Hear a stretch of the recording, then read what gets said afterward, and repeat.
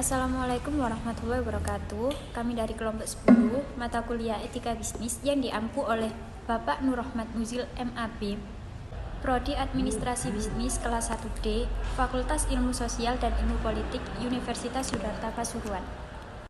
Akan mempresentasikan materi tentang pengambilan keputusan etis dalam sebuah perusahaan dengan beranggotakan saya sendiri, Putri Nur Andini selaku moderator, bersama teman saya, Emrian Arsi sebagai narasumber 1 dan Vina Agustin sebagai narasumber 2.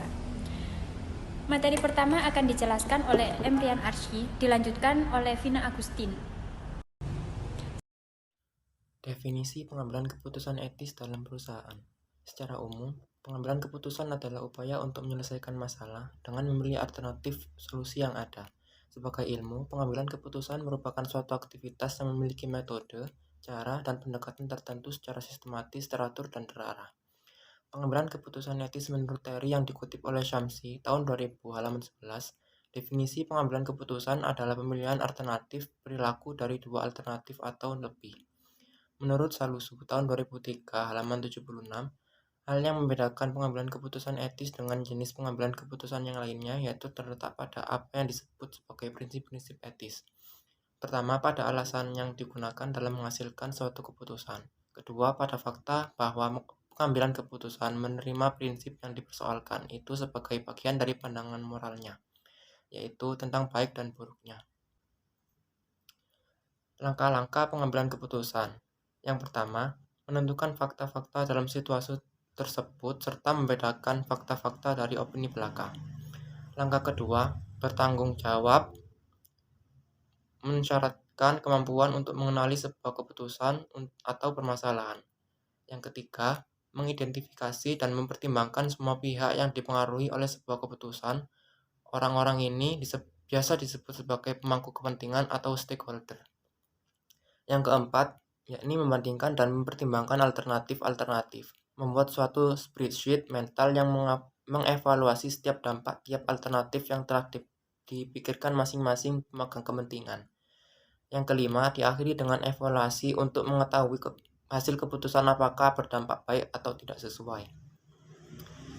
Jenis-jenis pengambilan keputusan. Yang pertama, program decision.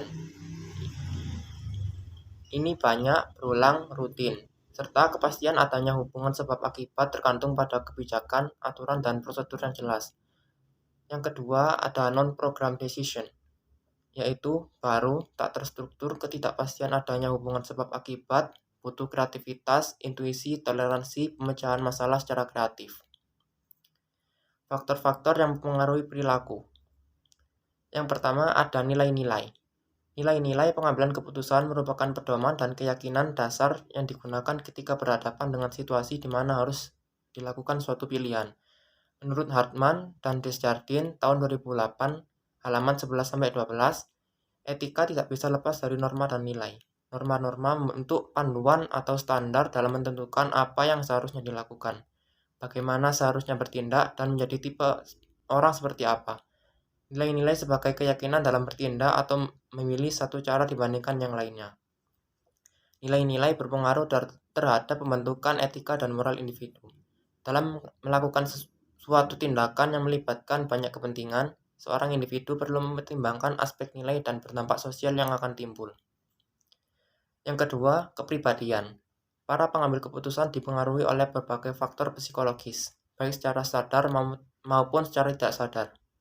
Salah satu faktor yang paling penting adalah kepribadian yang tampak jelas dari pilihan yang dilakukan.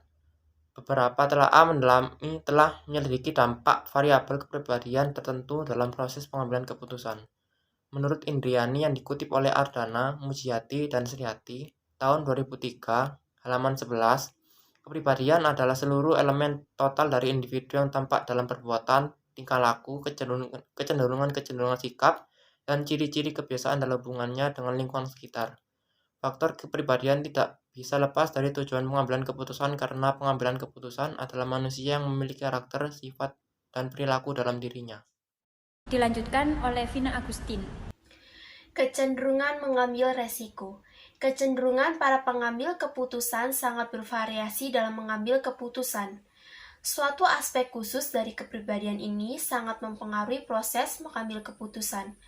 Menurut Robbins 2001 yang dikutip oleh Ardana Mujiati dan Sriati 2013, pengambil resiko adalah kepribadian yang menakar segala keputusan dengan resiko. Individu yang memiliki keinginan memperoleh hasil tinggi akan berani mengambil resiko yang tinggi. Sedangkan individu dalam tingkat hasil rata-rata akan mengambil resiko yang lebih rendah atau konservatif. Faktor-faktor yang mempengaruhi pada pengambilan keputusan ada dua. Yang pertama, faktor internal. Pribadi pengambil keputusan atau manajer, keadaan emosional dan fisik, karakteristik, kultural sosial, pengetahuan, dan lain-lain. Faktor eksternal, kondisi lingkungan dan waktu, nilai-nilai yang berpengaruh seperti pernyataan masalah dan bagaimana cara mengevaluasi.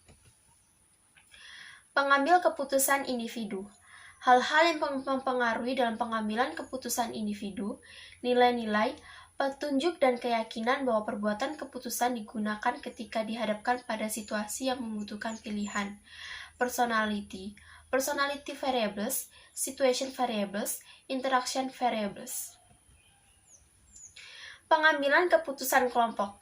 Hal-hal berikut ini berhubungan dengan proses kelompok saat membuat keputusan tak terprogram, yaitu penetapan tujuan, identifikasi alternatif, evaluasi alternatif, memilih alternatif, implementasi alternatif. Pengambilan keputusan kelompok. Dua kriteria utama untuk pengambilan keputusan yang efektif. Keputusan harus berkualitas tinggi dan dapat mencapai tujuan atau sasaran yang sebelumnya telah didefinisikan. Keputusan harus diterima oleh orang yang bertanggung jawab melaksanakannya. Contoh, rapat merupakan salah satu alat terpenting untuk mencapai informasi dan pengambilan keputusan. Keuntungannya yang dapat terpetik dalam suatu rapat yaitu masalah menjadi jelas sifatnya karena dibicarakan dalam forum terbuka, penghasilan pendapatan dan pengertian yang mendalam, penerimaan dan pelaksanaan keputusan diambil oleh peserta rapat, melatih menerima pendapat dan orang lain, melatih belajar tentang pemikiran dan menetapkan diri sendiri sebagai orang lain. Pengambilan keputusan individu versus kelompok.